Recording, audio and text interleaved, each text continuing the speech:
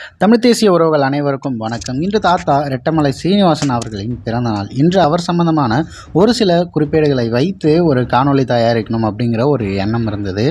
முதல் விஷயம், எல்லாருக்கும் அம்பேத்கர் அவர்களை பற்றி நல்லாவே தெரியும். டாக்டர் அம்பேத்கர் அவர்கள் இப்போ வரைக்கும் அவரோட படங்கள் எல்லாமே கோட் ஷூட் போட்ட படங்கள் அதிகமாக காணப்படும். அதற்கான அரசியல் காரணமும் அந்த அளவுக்கு பெருசாக இருக்கும். அது ரொம்ப பேசு பொருளாக பார்த்தப்பட்ட ஒரு விஷயமா இருக்குது இப்போ வரைக்குமே.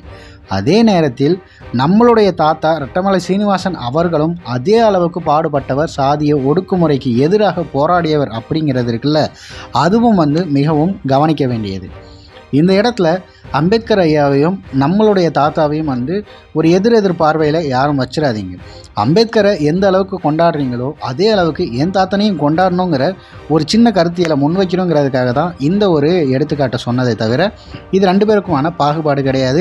ரெண்டு பேரும் போராடினது ஒரே விஷயந்தான். அந்த விஷயம் இப்போ வரைக்கும் முழுமையாக கிடைக்கல. அதற்காக நம்மளும் அவர்களுடைய பேரங்களும் சேர்ந்து போராடுறோம் அப்படிங்கிறத சொல்லிவிட்டு இப்போ நான் இந்த காணொலியை ஆரம்பிக்கிறேன். தஞ்சை பகுதியில் உள்ள ஒரு குலதெய்வத்தின் பெயர் தான் ரெட்டமலை. சமணம் நிலை பெற்றிருந்த அந்த காலகட்டத்தில் சமணப்பள்ளியாக இருந்த இடம் அது. அந்த தெய்வத்தின் பெயரை தாங்கிய ரெட்டமலைக்கு 1859 ஜூலை 7 மகனாக பிறந்தவர் சீனிவாசம். செங்கல்பட்டுக்கு அருகில் உள்ள கோழியாலம் என்பதுதான் அவர் பிறந்த ஊர். கோட்டைக்கு பின்புறமாக 2 கிலோமீட்டரில் உள்ள புதுப்பேட்டையில் தான் அவரது கடையும் வீடும் இருந்தது. பிறகு கோயம்புத்தூரில் BA படிக்க போயிருந்தார். 400 பேர் படித்த இடத்தில் 10 பேர் மட்டுமே பிற சாதியினர். மற்ற 390 பேர் பார்ப்பன சமூகத்தினை சார்ந்தவர்கள். அங்கு நிலவிய சாதிய கொடுமைகளால் படிப்பை இடையிலே நிறுத்திவிட்டு குன்னூரில் தேயிலை கம்பெனியில் கணக்காளராக சேர்ந்தார் நமது தாத்தா. அங்குதான் அவரது உறவினரான அயோத்திதாச பண்டிதரோடு சேர்ந்து பணியாற்ற தொடங்கியுள்ளார். இவரது தமக்கை தனலட்சுமியை தான் அயோத்திதாச பண்டிதர் மணந்தார். 1884 சென்னை அடையாறில் உள்ள தியோசாபிகள் சொசைட்டியின் ஆண்டு விழாவில் பங்கேற்றார். அவரும் அதில் உறுப்பினர். இந்தியா முழுமையும் பல பகுதியிலிருந்து வந்தவர்களோடு உறவாட ஒரு வாய்ப்பு அவருக்கு கிட்டியது. 1887 ரங்கநாயகி அம்மையாரை அவர் மணந்தார். 1890 சென்னை இருப்பிடமாக கொண்டு செயல்பட்டார். 1891 அயோத்திதாச பண்டிதரும் ரெட்டமலை சீனிவாசகமும் இணைந்து சென்னை செங்கல்பட்டு பகுதியைச் சேர்ந்த பறையர் சமூகத்து மக்களை திரட்டி திராவிட மகாஜன சபை என்ற அமைப்பை உருவாக்கினர். இதுதான் ஒடுக்கப்பட்ட மக்களுக்காக உருவாக்கப்பட்ட முதல் அமைப்பு. மறுபடியும் சொல்கிறேன், இதுதான் ஒடுக்கப்பட்ட மக்களுக்காக உருவாக்கப்பட்ட முதல் அமைப்பு. 1893 பறையன் பத்திரிகையை ஆரம்பித்து நடத்தினார். அதில் பண்டிதரும் சீனிவாசம் அவர்களுக்கும் பிணக்கு உருவாகியிருந்தது.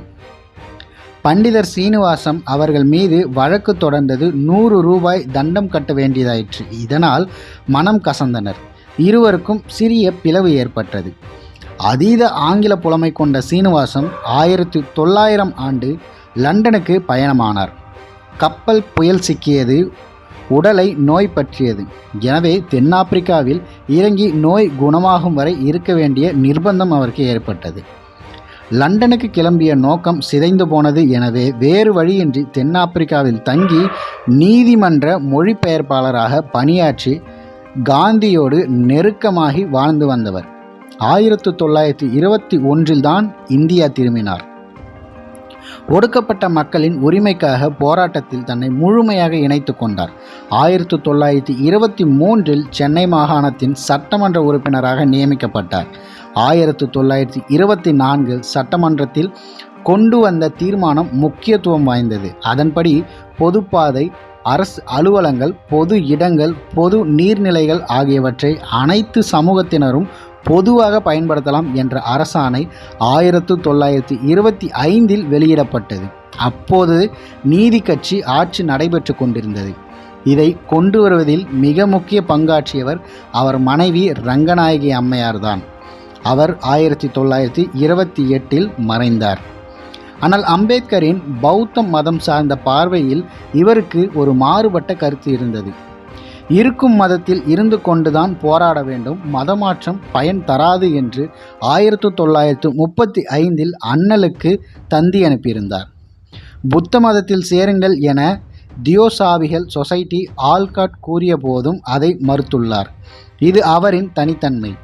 அவர் மறைந்த 1945 செப்டம்பர் 18 வரை தமிழகத்தின் முக்கிய அரசியல் தலைவராக நமது தாத்தா தான் இருந்துள்ளார். ஒடுக்குமுறைக்கு எதிராக விடுதலை போராட்டத்தில் அவரின் பங்கு மிகவும் மகத்தானது. இன்று பெரும்பாட்டன் ரெட்டமலை சீனிவாசன் அவர்களின் பிறந்த நாளுக்கு இப்படி ஒரு காணொளி தயாரித்தது மிகவும் ஒரு பெருமையாக இருக்கிறது அப்படி என்றே சொல்லலாம். இப்போ இந்த காணொலியை சொன்ன விஷயங்கள் எல்லாமே ரொம்ப குறைவானது. அவருடைய வாழ்நாளில் அவர் செய்த விடயங்களில் ரொம்ப முக்கியமான ஒரு இதுவை வெறும் ஒரு வரிகளில் சொல்லிட்டு போனால் எப்படி இருக்குமோ அந்த வகையில் தான் நான் இது எல்லாத்தையும் சொல்லியிருக்கேன். அவர் செய்த சாதனைகள், அவர் பண்ணிய போராட்டங்கள், அவர் என்னென்ன விஷயங்களை முன்னெடுத்தார் அப்படிங்கிறத நம்ம சொன்னோம் அப்படின்னா உடல் சிலுத்து போயிடும். அப்படி ஒரு சமூக நீதி போராளியை நீங்கள் தேடி கண்டெடுக்கிறது அவ்வளவு கடினமாக இருக்கும். தமிழ் தேசிய உணர்வாளர்கள் தெரிந்து கொள்ள வேண்டிய மிக முக்கிய தலைவர்களில் நமது தாத்தா மிகவும் முக்கியமானவர். நிச்சயம் அவர் சம்பந்தமான புத்தகங்களை தேடி படியுங்கள். அவருடைய வாழ்வியலையும் தெரிந்து கொள்ளுங்கள். அவருடைய போராட்ட வடிவத்தையும் புரிந்து கொள்ளுங்கள். மேலும் அவர்தான் மிகவும் முக்கியமான ஒரு பங்காற்றியிருக்கார். நம்ம தமிழகத்தில் முதல்ல அந்த சமூக நீதி சம்பந்தமான விடயங்களை அவர் மேலோங்கி எழுப்பியிருக்காரு அப்படிங்கிறத யாரும் மறைக்க முடியாது. ஏன்னா உண்மையான வரலாறு வெளியே தெரிகிற காலம் எப்போவோ தொடங்கிருச்சு. 2009 பிறகு இந்த காலகட்டத்தில் இந்த செய்தியை பகிர்றதில் மிகவும் சந்தோஷமாக இருக்குது. பயனுள்ள தகவல் அப்படின்னு நினச்ச அத்தனை பேரும் இதை எல்லாருக்கும் பகிருங்க. அனைத்து தமிழர்களும் தெரிந்து கொள்ள வேண்டிய ஒரு மிக முக்கியமான தலைவராக நமது தாத்தா இருக்கிறார் அப்படிங்கிறத ரொம்பவும் பெருமிதத்தோடு நான் இந்த இடத்துல சொல்லிக்கிறேன்.